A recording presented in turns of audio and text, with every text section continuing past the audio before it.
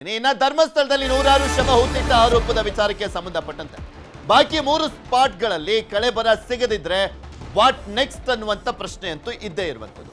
SIT ಅಧಿಕಾರಿಗಳ ಮುಂದಿನ ತನಿಖೆ ಹೇಗಿರುತ್ತೆ? ಹಾಗಾದ್ರೆ ಆತ ಹೇಳಿದ ರೀತಿಯಲ್ಲಿ ತನಿಖೆಯನ್ನ ಮಾಡಲಾಗ್ತಾ ಇದೆ. ಇಲ್ಲಿ ಪೊಲೀಸರು ತುಂಬಾ ಟ್ರಾನ್ಸ್ಪರೆಂಟ್ ಆಗಿ ಅಂದ್ರೆ ಪಾರದರ್ಶಕವಾಗಿ ತನಿಖೆಯನ್ನ ಮಾಡ್ತಾ ಇರುವಂತ ಸ್ಪಷ್ಟವಾಗಿ ಕಾಣಿಸ್ತಾ ಇದೆ. ಯಾವುದೇ ಗೊಂದಲ ಇಲ್ಲ, ಆತನಿಗೂ ಕೂಡ ಯಾವುದೇ ಗೊಂದಲ ಇಲ್ಲ. ಆತ ಹೇಳಿದ ರೀತಿಯಲ್ಲೇ ಎಲ್ಲವನ್ನೂ ಕೂಡ ಕಾರ್ಯವನ್ನ ಮಾಡಲಾಗ್ತಾ ಇದೆ. ಅನಾಮಿಕನನ್ನ SIT ಕಸ್ಟಡಿಗೆ ತೆಗೆದುಕೊಳ್ಳುವಂಥದ್ದು ಡೌಟ್ ಅಂತ ಹೇಳಲಾಗ್ತಾ ಇದೆ. ಉತ್ಖನನ ಪ್ರಕ್ರಿಯೆಯ ಭಾಗ 2 ಮುಂದುವರಿಸುವಂತ ಸಾಧ್ಯತೆ ಇದೆ. 30 ಸ್ಪಾಟ್ಗಳನ್ನ ಗುರುತಿಸೋದಾಗಿ ಹೇಳಿರುವಂಥದ್ದು ಅನಾಮಿಕ. 30 ಸ್ಪಾಟ್ಗಳು ಅಂದ್ರೆ ಈಗ 13 ತೋರ್ಸಾಗಿದೆಯಲ್ಲ, ಅದು +17 ಅಥವಾ ಈ 13 +13 ಅಂದ್ರೆ ಈ 13 ಸ್ಪಾಟ್ +13 ಈ ರೀತಿಯಾಗಿ ಪ್ರಶ್ನೆಗಳಿದಾವಲ್ಲ, ಅದಕ್ಕೂ ಕೂಡ ಕ್ಲಾರಿಟಿಯನ್ನು ಕೊಡ್ತಾರೆ. ನಮ್ಮ ಪ್ರತಿನಿಧಿಯಿಂದ ಮಾಹಿತಿಯನ್ನು ಪಡ್ಕೊಳ್ತೀನಿ.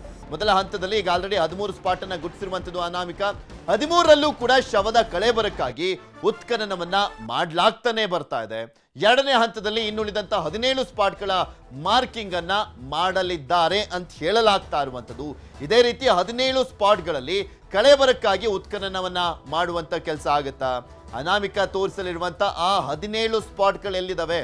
ಇದರ ಸುತ್ತಮುತ್ತ ಇರುವಂತದ ಅಥವಾ ಅದಿನ್ನೊಂದು ಸ್ವಲ್ಪ ದೂರ ಏನಾದರೂ ಇದೆಯಾ?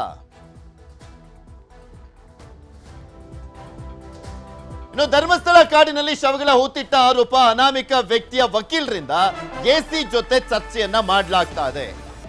ಅನಾಮಿಕ ವ್ಯಕ್ತಿಯ ವಕೀಲರಿದಾರಲ್ಲ, ಅವರಿಂದ AC ಜೊತೆ ಚರ್ಚೆಯನ್ನ ಮಾಡಲಾಗ್ತಾ ಇದೆ. ಯಾರಲ್ಲಿ ಇರುವಂತ AC? ಸ್ಟೆಲ್ಲಾ ವರ್ಗೀಸ್ ಅವರ ಜೊತೆ ವಕೀಲರು ಚರ್ಚೆಯನ್ನ ಮಾಡ್ತಾ ಇದ್ದಾರೆ. ಅವರ ನೇತೃತ್ವದಲ್ಲಿ ಅಲ್ಲಿ ಉತ್ಖನನ ಮಾಡುವಂತ ಕೆಲಸವನ್ನು ಮಾಡಲಾಗ್ತಾ ಇರುವಂತದ್ದು. ಮತ್ತಷ್ಟು ಸ್ಥಳಗಳಲ್ಲಿ ಉತ್ಖನನಕ್ಕೆ ಮನವಿಯನ್ನ ಮಾಡ್ಕೊಳ್ತಾ ಇದ್ದಾರೆ ವಕೀಲರು. ಮನವಿಯನ್ನ ತಿರಸ್ಕರಿಸಿರುವಂತದ್ದು AC ಸ್ಟೆಲ್ಲಾ ವರ್ಗೀಸ್. ಸದ್ಯಕ್ಕೆ ಗುರುತಿಸಿರುವಂತಹ 13 ಸ್ಥಳಗಳಲ್ಲಿ ಮಾತ್ರ ಶೋಧವನ್ನ ಮಾಡಲಾಗುತ್ತೆ.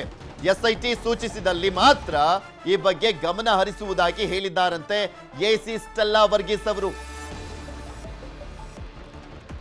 SIT ಸೂಚಿಸಿದಲ್ಲಿ ಮಾತ್ರ ನೆಕ್ಸ್ಟ್ ನಾವು ಕಂಟಿನ್ಯೂ ಮಾಡ್ತೀವಿ ಅಂತ AC ಹೇಳಿದ್ದಾರಂತೆ.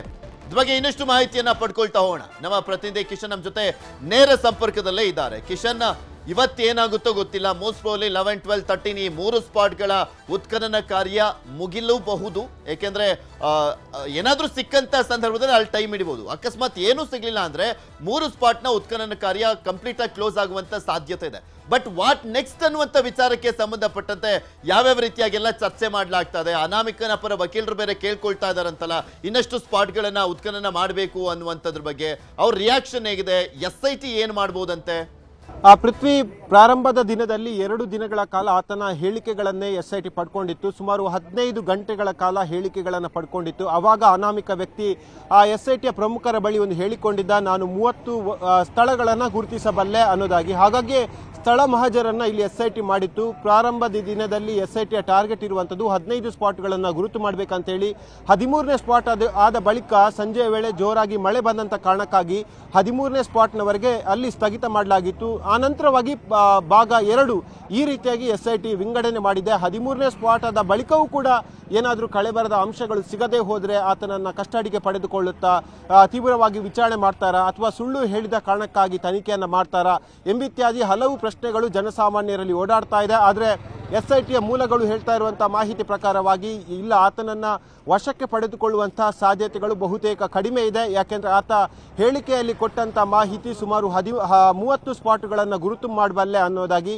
ಈಗಾಗಲೇ 13 ಸ್ಪಾಟ್ಗಳನ್ನು ಐಡೆಂಟಿಫೈ ಮಾಡಲಾಗಿದೆ. ಅದರ ಉತ್ಖನನ ಪ್ರಕ್ರಿಯೆ ಜಾರಿಯಲ್ಲಿದೆ. ಇನ್ನು ಉಳಿದಂತಹ 17 ಸ್ಪಾಟ್ಗಳನ್ನು 13ನೇ ಸ್ಪಾಟ್ ಆದ ಬಳಿಕ ಭಾಗ 2ರಂತೆ ಅದನ್ನ ಸ್ಥಳ ಮಹಜರು ಮಾಡುವಂತಹ ಸಾಧ್ಯತೆಗಳು ಬಹುತೇಕವಾಗಿ ಕಾಣ್ತಾ ಇದೆ. ಹಾಗಾಗಿ ಇಂತಹ ಉತ್ಖನನ ಪ್ರಕ್ರಿಯೆ ಅದು 13ನೇ ಸ್ಪಾಟ್ ಆದ ಬಳಿಕ ನಿಲ್ಲಲ್ಲ, ಮತ್ತೆ ಕೂಡ ಮುಂದುವರಿಯುತ್ತೆ ಅನ್ನೋದನ್ನ SITಯ ಮೂಲಗಳು ಹೇಳ್ತಾ ಇದೆ. ಇದಕ್ಕೆ ಸಂಬಂಧಪಟ್ಟಂತೆ ಇವತ್ತು ದೂರುದಾರನ ಪರ ವಕೀಲರು AC ಸ್ಟೆಲ್ಲಾ ವರ್ಗೀಸ್ ಅವರನ್ನ ಭೇಟಿಯಾಗಿ ಒಂದು ಮನವಿಯನ್ನು ಕೊಟ್ಟಿದ್ದಾರೆ. ಆತನ 13 ಸ್ಪಾಟ್ಗಳಲ್ಲಿ ಅಂದಾಜು ತಪ್ಪಿರಬಹುದು. ಯಾಕೆಂದ್ರೆ 30 ವರ್ಷಗಳ ಹಿಂದೆ ಆಗಿರಬಹುದಂತ ಪ್ರಕರಣ ಇದಾಗಿರೋ ಕಾರಣಕ್ಕಾಗಿ ಅಲ್ಲಿ ಬಹುತೇಕ ಭೌಗೋಳಿಕ ವಿನ್ಯಾಸಗಳು ಬದಲಾಗಿರ್ಬೋದು, ಗಿಡ ಗಂಟಿಗಳು ಬೆಳೆದಿರಬಹುದು, ಮರಗಳೇ ಬೆಳೆದಿರಬಹುದು. ಹಾಗಾಗಿ ಆತನ ಊಹೆ ತಪ್ಪಿರಬಹುದು. ಈ ನಿಟ್ಟಿನಲ್ಲಿ ಮತ್ತೆ 17 ಸ್ಪಾಟ್ಗಳನ್ನು ಗುರುತು ಮಾಡೋಕ್ಕೆ ಅವಕಾಶವನ್ನು ಕೊಡಬೇಕು ಎಂಬುದರ ಬಗ್ಗೆ ಇವತ್ತು ಆತನ ಪರವಾದಂತಹ ವಕೀಲರು ಎ.ಸಿ. ಸ್ಟೆಲ್ಲಾ ವರ್ಗೀಸ್ ಬಳಿ ಮನವಿಯನ್ನು ಮಾಡಿಕೊಂಡಿದ್ರು. ಸದ್ಯ ಮನವಿಗೆ ಯಾವುದೇ ರೀತಿಯಾಗಿ ಸ್ಪಂದನೆಯನ್ನು ಎ.ಸಿ. ಅವರು ಕೊಟ್ಟಿಲ್ಲ. ಯಾಕಂದರೆ 13ನೇ ಸ್ಪಾಟ್ ಮುಗಿದ ಬಳಿಕವಾಗಿ ಅದನ್ನು ಚರ್ಚೆ ಮಾಡ್ಬೋದು, ಮತ್ತಷ್ಟು ವಿಮರ್ಶೆ ಮಾಡ್ಬೋದು, ಅಥವಾ ಆತನಿಗೆ ಬೇರೆ ಸ್ಥಳಗಳನ್ನು ಕೊಡೋದಾಗಿರ್ಬೋದು, ಬೇರೆ ಸ್ಥಳಗಳನ್ನು ಗುರುತು ಮಾಡೋಕ್ಕೆ ಅವಕಾಶಗಳನ್ನು ಕೊಡೋದಾಗಿರ್ಬೋದು, ಮುಂತಾದ ಪ್ರಕ್ರಿಯೆಗಳು 13ನೇ ಸ್ಪಾಟ್ ಆದ ಬಳಿಕ ನಿರ್ಧಾರ ಆಗುತ್ತೆ. ಸದ್ಯಕ್ಕೆ 13 ಸ್ಪಾಟ್ವರೆಗೆ ಮುಗಿಸೋದು SITಯ ಟೀಮ್ ಬಳಿ ಇರುವಂತಹ ಏಕೈಕ ಟಾರ್ಗೆಟ್.